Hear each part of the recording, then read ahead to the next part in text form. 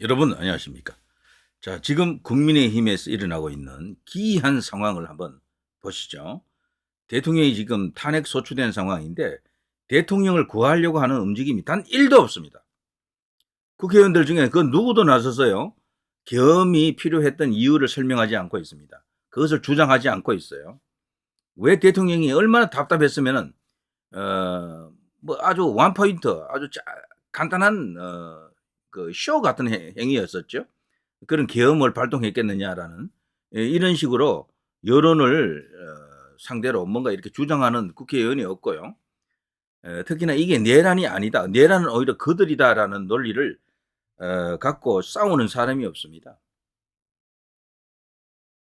국민의힘은 지금 대통령의 편이 아니에요. 제가 볼 때는 이미 놓아버렸다라고 생각합니다. 그 너무도 증거가 많아요.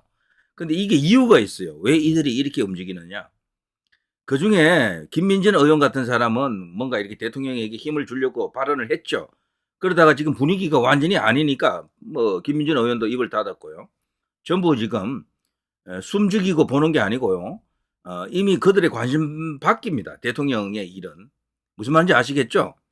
뭐 살아 돌아오면 돌아오는 거고 돌아오지 않아도 좋다라는 식이에요. 지금 보니까. 심지어는 정부 기관도 대통령 편이 아니에요. 내각도 대통령의 편이 아닙니다. 한덕수 이하 내각 전체가 계엄 사태를 너무도 무겁게 바라보는 거야. 그러니까 우리 제도권 주요 언론들이 말하는 대로 부추기는 대로 거기 선동하는 대로 그냥 다 넘어가는 겁니다. 도움 주는 어떤 그런 내각의 구성원이 없습니다. 김용현 장관 하나 뭐 그 정도였다라고 생각합니다. 안보실장 신원식 전 국방부 장관 같은 경우에는 어느 정도 이렇게 뜻을 같이 할 수는 있지만 그렇지만 장관의 자리에 있지 않기 때문에 언론을 타기도 어렵고 뭐 그러니까 나타나지 않고요. 지금 없는 겁니다. 내각에서 대통령을 형을 향해서 도움을 줄 수 있는 발언을 하거나 했거나 앞으로 할 가능성이 있는 사람은 없습니다. 그야말로 대통령은 혼자 싸워야 돼요. 혼자. 제도권 내의 어떤 전투 상황을 보게 되면 오로지 혼자 싸운다. 와, 정말 박근혜 대통령 때와 다를 게 거의 없습니다. 박근혜 대통령 때도요. 뭐 없었잖아요. 도대체 누가 도와줬습니까? 없다니까. 그냥 뭐 내팽개 쳐버리고 오히려 박근혜 대통령 때는 그냥 빨리 감옥 가라 이런 식이었었죠. 지금도 저는 그것과 거의 비슷하다고 봅니다. 때문에 모든 이유는 대통령이 갖고 있어요. 저들이 오히려 내란 세력이고 그 내란을 진압하기 위해서 계엄을 발동했다. 그리고 이제 부정선거라고 하는 거대한 이슈도 있다. 이건 우리가 다 믿고 맞다고 생각하잖아요. 그러나 적어도 제도권 내에서는 그걸 인정 안 해요. 우리 생각이지. 광장 생각이지. 근데 광장이나 우리가 이게 주류냐, 뭔가 결정할 수 있는 파워가 우리에게 있느냐, 그거 아닙니다. 때문에 지금 아주 비상한 상황으로 이해해야 되고요. 저는 이 모든 현상의 배후에는 이게 있다고 보거든요, 이거. 드디어 조선일보가 이제 본색을 드러냈습니다. 바로 내각제입니다. 수명 다한 제왕적 대통령 권력 분산, 개헌론 확산. 뭐 확산은 무슨 확산입니까? 이런 식으로 이제 여론을 움직이는 거죠. 선동하는 거죠. 그동안 대통령 5년 단임제 하에서 8명 중에 5명이 구속되거나 탄핵됐다. 승자 독식 안 바꾸면 비극이 계속된다라면서 내각제 본색을 야심을 드러내고 있습니다. 이 조중동은 이 면에서는 똑같아요, 전부. 이게 이제 목적이 일치합니다. 이해관계가 일치한다라고 볼 수가 있습니다. 우리나라에는 거대한 내각제 세력이 있습니다. 그런데도 안 되는 것은 정치권 안에는 내각제 세력이 만만치 않게 많거든요. 그런데도 안 되는 것은 국민들이 내각제보다는 대통령제를 선호합니다. 옛날부터 그랬어요. 여론조사에 보면 항상 대통령제가 압도적으로 선호됩니다. 그것 때문에 그 벽을 넘지 못했는데 이번에 또다시 저들이 한 번 더 기회가 온 겁니다. 박근혜 대통령 때도요. 그때도 내각제 이슈가 이제 불거졌었죠. 대통령이 최순실 사태 터지자 국회 가서 내각제를 포함한 모든 개헌론에 대해서 문을 열겠다 그랬죠. 그렇지만 그 당시 이제 워낙 광기가 뭐죠 태풍처럼 이렇게 번지면서 대통령은 그냥 그거 제대로 정치적으로 어떤 활용해보지도 못하고 그냥 감옥으로 가버렸고요. 탄핵당하고. 지금도 그때와 비슷합니다. 역사는 반복된다라고 합니다만 지금 딱 그런 상황이에요. 저는 얼마 전에 지금 원내대표가 된 권성동이가 내각제 이야기를 꺼냈잖아요. 내각제. 그때 저는 바로 이제 이 모든 과정을 이해하겠다라고 생각이 드는데요. 권성동의 하늘은 윤석열 대통령이 아니에요. 뭐 하늘이라는 표현은 너무 과장된 건데 권성동이 믿고 따르는 오야붕은 윤석열이 아닙니다. 친구 사이라 그랬죠. 물론 친구죠. 친구고 조력자는 틀림없는데 진짜로 자기가 믿고 따르는 사람은 김무성입니다. 김무성. 그러니까 이 여당 안에 다른 라인이 있는 거죠. 그리고 또 어떻게 보면요. 김무성을 또 이렇게 능가하는 큰 어떤 배우가 있다 그러면 MB가 그 대상일 수가 있습니다. 이명박 그리고 김무성 이 라인이죠.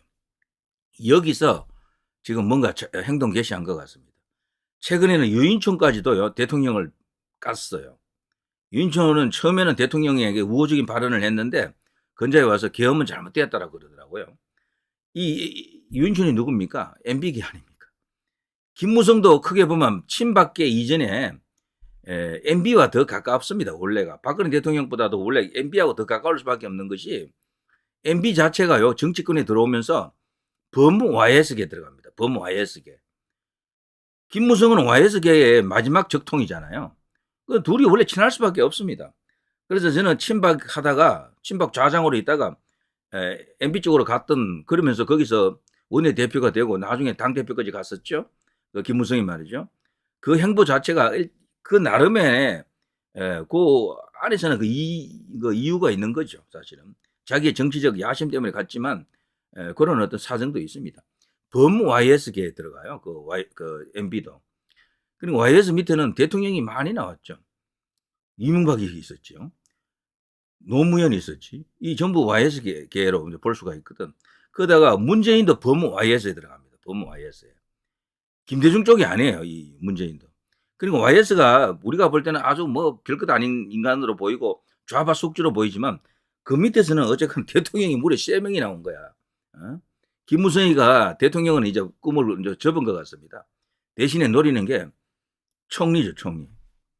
내각제 하에 총리를 노리고 있습니다. 원래 박지원이하고 손잡고 이런 걸 하려고 그랬는데 박지원이 이제 늙어가지고 이제 그런 거는 하지도 못하고 아무리 건강하다 해도 80 뭐 둘 셋 됐는데 뭐 되겠습니까? 저기는 끝났고요. 이제 어쨌거나 김무성은 마지막 그 한 칸이 남아 있는 거죠. 그런데 김무성이 이제 직접 움직일 수 있는 이 세력이 없잖아 있죠. 그 가운데 한 명이 권성동이다 이렇게 봐야 됩니다. 자, 그 권성동이가 얼마 전에 이제 최근에 관련해서 뉴스가 많이 나오는데요. 초선 재선 3선별 의견을 모아 추천받겠다. 비대위원장으로 누굴 때리느냐. 지금 권성동 아니면 권영세가 거론된다고 합니다만 그전에는 김무성 이야기가 나왔어요. 그 김무성 이야기를 누가 끄집어내겠습니까? 이 권성동이가 끄집어냈다니까. 그렇지 않습니까? 왜 갑자기 김무성이냐? 결국 이제 거대한 이런 내각제 고리들이 움직인다라고 봐야 됩니다. 우리나라 내각제 세력들 만만치 않게 많습니다. 전에 국회의장 했던 김진표 등등 해서 뭐 많은 사람들이 있는데 자 이들이 전부 연대를 할 것인가. 그리고 이 내각제 세력의 배후에는요. 문재인까지도 들어가 있습니다. 문재인까지도. 그리고 조중동이 들어가 있고 친중 세력이 들어가 있고 여시제 뭐 이런 거 다 아시죠? 뭐 그런 이야기들입니다. 원조 친윤 권성동. 근데 여기서 말하는 원조 친윤은요. 현상이고 현재고 이 원조 친윤 이전의 권성동이는요. 김무성 라인이죠. 김무성 라인. 그리고 더 올라가기면 MB 라인이죠. 그러니까 MB와 김무성입니다. 지금 이 배후에는 제가 볼 때는. 자, 원조 친윤, 권성동, 권영세, 비대위원장 물망, 당내 기득권 꼰대당으로 지금 불리지만 자, 나경원도 사실은 가장 잘 따르는 정치인이 누굽니까? 김무성이에요. 김무성. 제일 뭐랄까 자기가 인정하는 보스는 김무성 그리고 MB죠. 여기도 MB 김무성 라인입니다. 여기 나경원도. 권영세도 MB 김무성 라인이고요.